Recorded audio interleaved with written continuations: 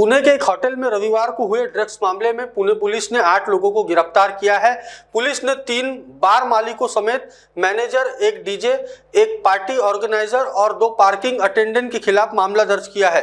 Police और excise विभाग ने उस पब को भी सील कर दिया है जहां ड्रग्स लेते हुए वीडियो सामने आया था। पुलिस ने रविवार को 5 लोगों के खिलाफ इस मामले में मामला दर्ज किया था।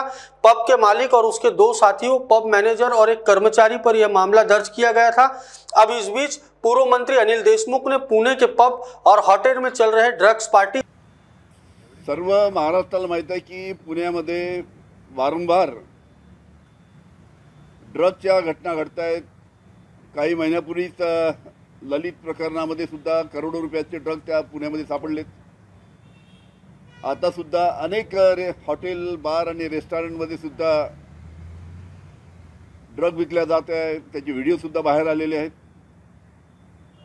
आणि अशा पद्धतीनं जर पुण्यामध्ये अशा घटना वारंवार होत असतील तर तिथे शासनाने लक्ष दिलं पाहिजे। प्रशासनाने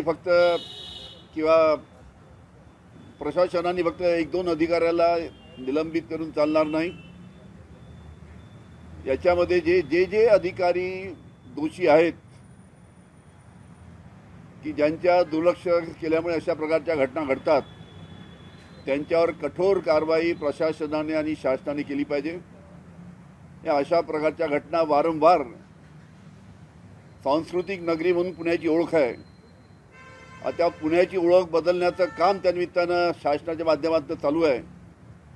याकडे शासनाने सुद्धा गांभीर्याने लक्ष देण्याची आवश्यकता आहे आणि तसं लक्ष द्यावं आणि अशा प्रकारच्या ड्रग्सच्या बाबतीत घटना महाराष्ट्रामध्ये कशा पद्धतीने घडणार नाही या दृष्टीने शासनाने पावलं उचलणं अतिशय गरजेचं आहे।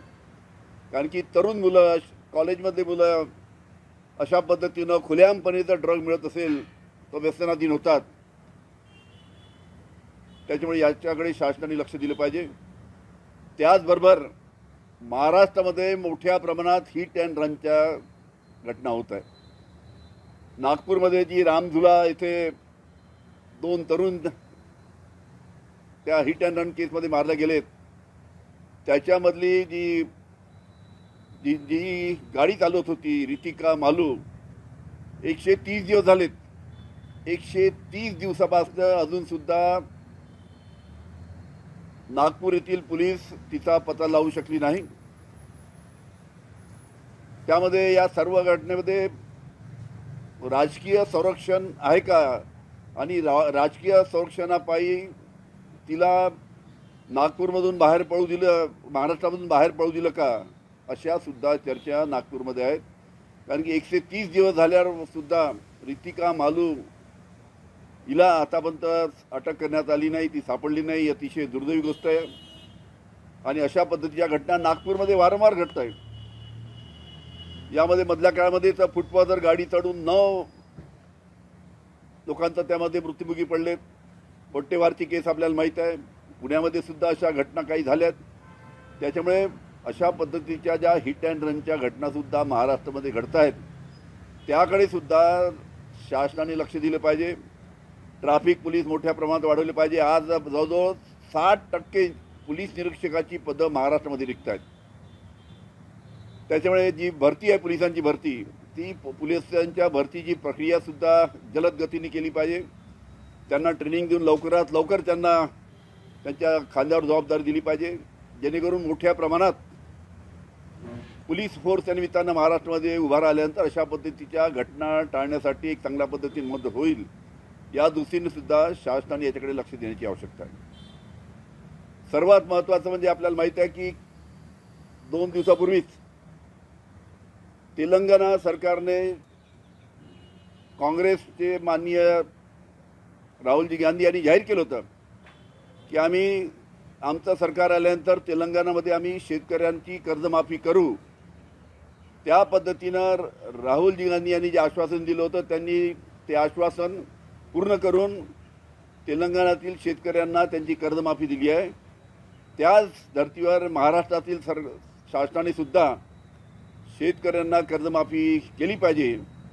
कारण की राज्य शासनाच्या चुकीच्या धोरणामुळे कापसाला भाव मिळाले नाही, सोयाबीनला भाव मिळाले नाही, कांद्याला भाव मिळाले नाही, संत्रा मोसंबीला भाव मिळाले नाही, शेतकरी अतिशय अडचणीत आहे. अशा परिस्थितीत जर शेतकऱ्यांची कर्जमाफी झाली तर शेतकऱ्यांना एक मदतीचा हात त्या निमित्तानं शासनाच्या माध्यमातून दिल्यासारखं होईल. त्यामुळे या येत्या 27 पासून होणाऱ्या अधिवेशनामध्ये महाराष्ट्रामध्ये शेतकऱ्यांना कर्जमाफीची घोषणा करावी अशी सुद्धा मी आमच्या पक्षाच्या माध्यमातून विनंती करतो. त्याचबरोबर आपल्याला माहिती आहे आता ऑक्टोबर महिन्यामध्ये 3 महिन्यामध्ये निवडणुका होणार आहे. हे सध्या जे भारतीय जनता पार्टीचं सरकार आहे फक्त 3 महिन्यासाठी आहे. 3 महिन्यानंतर यांची लिमिट संपते.